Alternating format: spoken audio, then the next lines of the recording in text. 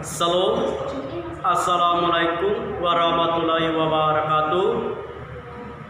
Om Swastiastu, Namo Buddhaya, salam kebajikan.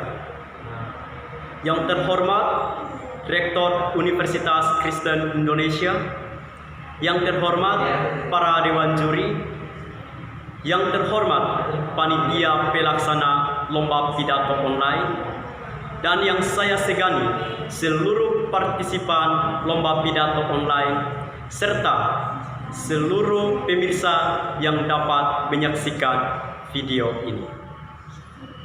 Pertama-tama, patutlah kita naikkan puji dan syukur kehadirat Tuhan Yang Maha Kuasa karena atas izinnya sehingga kita dapat menjalankan kegiatan ini dengan baik. Secara pribadi ingin memperkenalkan diri. Nama saya Frankie Harim Ronaldo Utu, asal Universitas San Pedro Kupang. Sini saya ingin menyampaikan mengenai pandangan mahasiswa terhadap hadirnya Undang-Undang Cipta Kerja Nomor 11 Tahun 2020. Pemirsa yang saya banggakan, hari silih berganti, bulan silih berganti, tahun pun berganti. Untuk itu, seiring dengan pergantian ini, maka pemimpin pun silih berganti. Sehingga dengan pergantiannya pemimpin, maka peraturan atau undang-undang pun selalu bertambah sesuai dengan kebutuhan zaman. Secara pribadi, sebagai mahasiswa, ingin menyampaikan pandangan atau pola pikir mengenai hadirnya Undang-Undang Nomor 11 Tahun 2020 tentang Cipta Kerja. Jika ada sebab, maka ada akibatnya. Pandemi COVID-19 memberikan dampak yang sangat luar biasa terhadap kita. PHK di mana-mana, pengangguran terus meningkat, dan yang lebih sulit lagi mengembangkan ekonomi keluarga kita. Pemirsa yang saya banggakan, hal pertama yang ingin saya sampaikan mengenai pengangguran. Badan Pusat Statistik telah mendata bahwa setidaknya 9,77 juta orang atau 7,7% pengangguran per angkatan kerja. Jumlah ini tentu tidak sedikit. Sehingga diharapkan dengan hadirnya Undang-Undang Cipta Kerja ini dapat membuka peluang usaha bagi pemuda yang ingin bekerja sehingga meningkatkan ekonomi keluarga. Hal kedua yang ingin saya sampaikan di sini yaitu mengenai perizinan untuk membuka usaha kerja. Proses perizinan membuka usaha kerja di Indonesia tentu tidak mudah, sehingga investor asing sulit datang ke Indonesia untuk membuka peluang usaha di sini, sehingga minimnya lapangan kerja di Indonesia mengakibatkan tingginya pengangguran di Indonesia.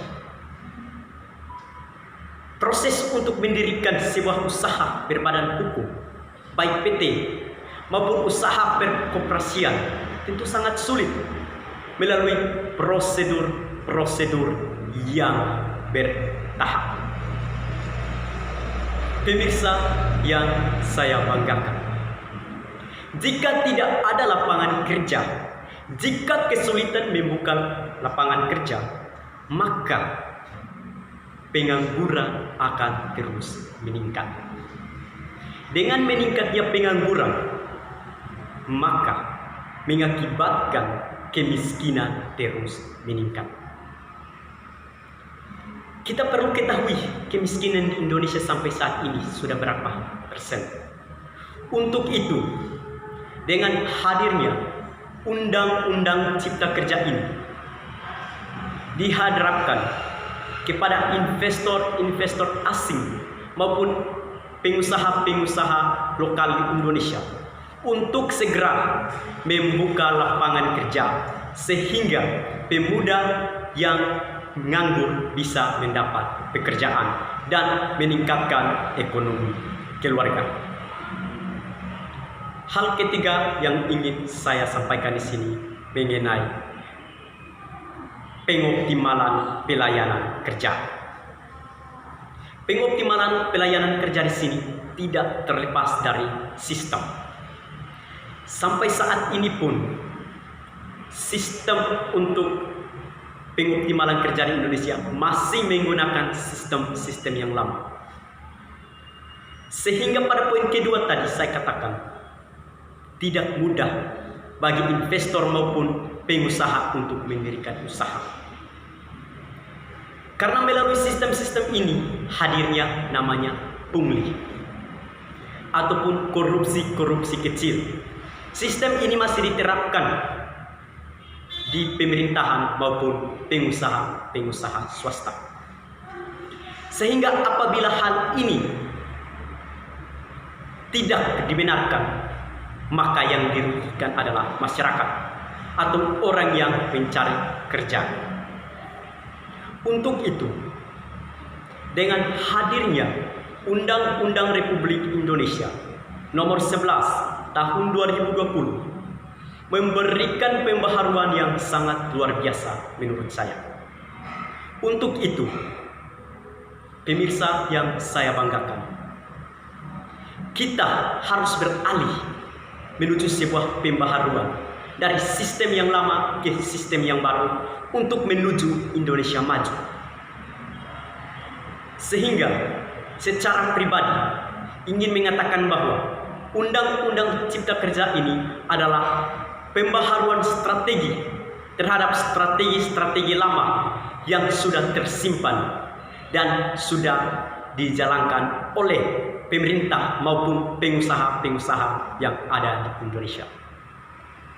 Untuk itu, dari ketiga hal yang telah saya sampaikan ini, saya ingin memberikan pandangan bahwa Undang-Undang Cipta Kerja tidak merugikan siapapun. Undang-Undang Cipta Kerja memudahkan para pekerja dan memudahkan investor. Sehingga dengan undang-undang ini diharapkan dapat menekan angka pengangguran, angka kemiskinan, dan dapat mengoptimalkan pelayanan tanpa pungli.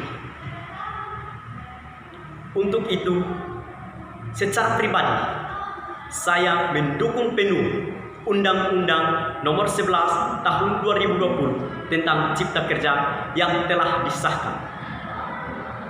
Untuk itu, saya mengajak seluruh pemuda dan masyarakat Indonesia untuk menerima undang-undang ini agar bisa mendapatkan apa yang kita butuhkan. Di akhir kata, saya ingin menyampaikan terima kasih kepada Universitas Kristen Indonesia yang telah membuka peluang bagi pemuda, khususnya mahasiswa, untuk menyampaikan pandangan terhadap isu-isu yang ada di Indonesia.